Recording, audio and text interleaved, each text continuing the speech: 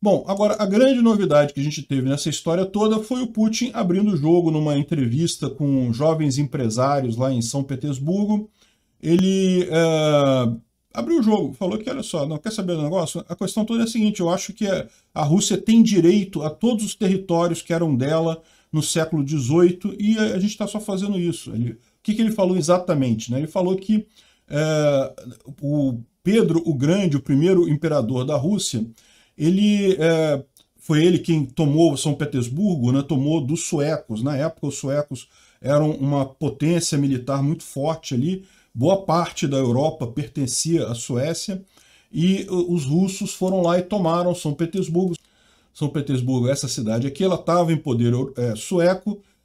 Hoje a fronteira da Rússia é essa linha aqui, ou seja, os russos tomaram essa cidade, toda essa parte aqui, dos suecos. A Finlândia também estava toda no poder da Suécia, coisa e tal, e todos esses países daqui também.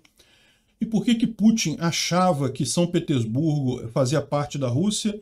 Bem, porque muito antes, quando havia o Império de Kievan Rus, antes dos mongóis atacarem a Rússia, muito antes da formação, portanto, do Estado russo, o povo vivia nessa região toda aqui, o que inclui também todos os países bálticos, a Polônia, Bielorrússia, uma boa parte do leste da Europa aqui, né?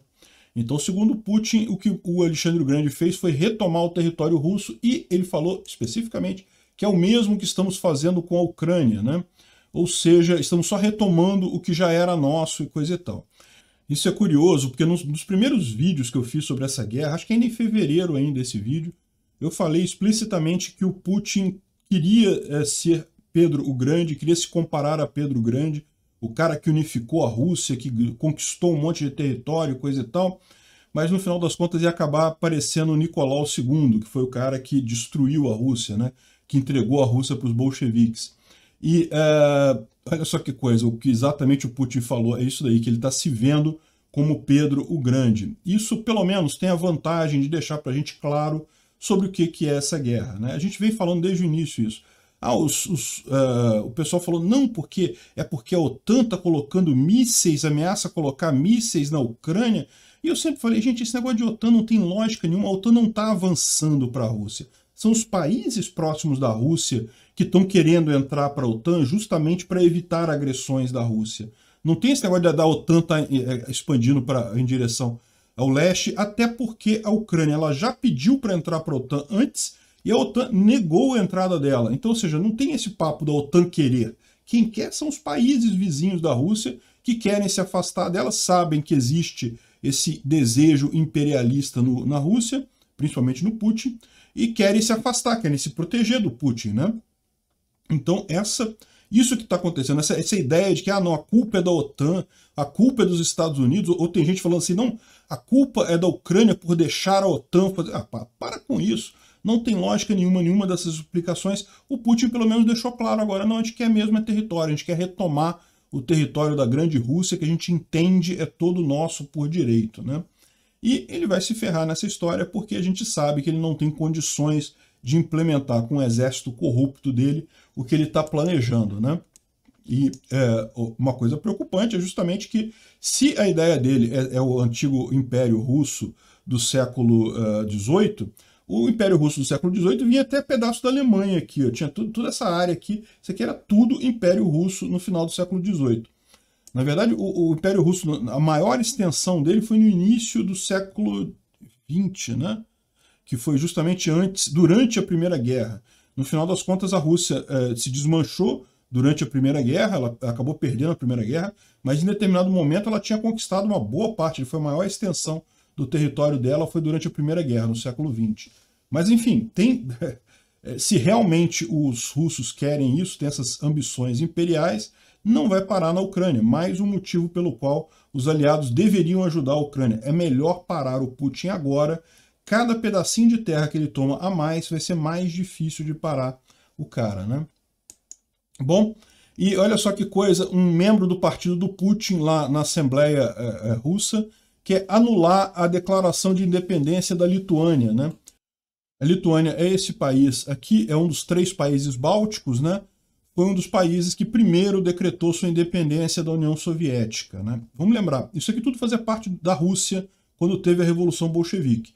Os bolcheviques, uma das coisas que eles prometeram foi justamente independência para os países que não queriam fazer parte da Rússia. Então, e eles cumpriram isso, né? Tanto que surgiram esses países todos lá em 1917, 1918. Só que eles imediatamente surgiram dentro da União Soviética. Então, na verdade, foi um truquezinho, né? Ah, não, a gente te dá a independência, mas você agora é uma república soviética, a gente vai continuar te controlando do mesmo jeito. Então, isso aconteceu com a Ucrânia, com a Bielorrússia, com esses países todos por aqui, e da mesma forma com todos os países do leste europeu que acabaram dessa forma, né? Sob o controle de Moscou na União Soviética. A Lituânia foi o primeiro país a declarar a independência da União Soviética, isso em 1990. O Muro de Berlim já tinha caído, mas aí foi uma queda de dominó, um monte de países declarando independência da Rússia, e depois foi seguida pelos outros países bálticos e coisa e tal, e agora o pessoal está querendo pegar de volta isso, né? É um absurdo completo, não tem lógica nenhuma isso daí, principalmente porque a Lituânia faz parte da OTAN. Não tem como a Rússia fazer qualquer coisa ali. Bom, houve um julgamento totalmente falho da região separatista da Ucrânia. Não é a região separatista da Ucrânia, é da Rússia, tá? Esquece região separatista da Ucrânia, não existe isso. É região controlada pelos russos na Ucrânia, lá do Donbás. O que aconteceu? 3 soldados ucranianos foram capturados, porém eles não são ucranianos de nascimento.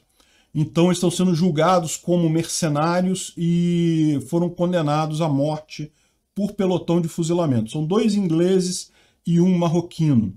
E o problema dessa história toda é que, na verdade, mercenário não é apenas pessoa estrangeira num país. Esses caras, eles fazem parte das Forças Armadas ucranianas, eles se alistaram nas Forças Armadas ucranianas, eles são casados com pessoas na Ucrânia, ou seja, todo mundo ali é ucraniano, na verdade. O fato de eles terem nascido em outro país não quer dizer isso, não quer dizer nada. Então, para ser mercenário, você tem que ser de uma força realmente que está trabalhando por dinheiro. É muito diferente de você ir lutar no exército de um país, que é o caso dessas pessoas aí, né? E também, só para lembrar essa história, o André Hakhbari, que o pessoal, muita gente aqui, muito simpatizante russo, ficou dizendo não, que o cara é mercenário, que ele foi lá para lutar por dinheiro. Não, ele tem família na Ucrânia. Se você está inscrito diretamente no exército ucraniano, você não é um mercenário. Mercenário é tropa específica paga para isso, né? Enfim, foram condenados à morte, é um absurdo, é uma violação da Convenção de Geneva. Vamos ver se isso vai dar alguma coisa ou não, né? Eu tinha mais notícias para falar aqui, mas esse vídeo ficou muito longo, eu vou deixar para falar no próximo. Obrigado por assistir o vídeo até o final.